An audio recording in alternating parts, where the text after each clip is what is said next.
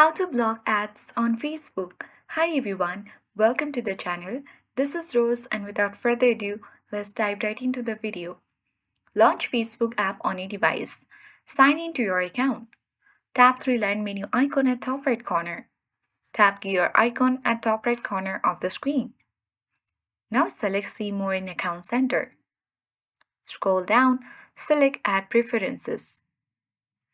Choose Manage Info. Tap on categories used to reach you.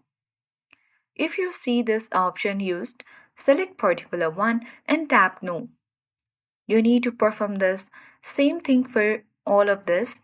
And now tap on View and Manage at bottom of the screen and remove all these categories associated with you.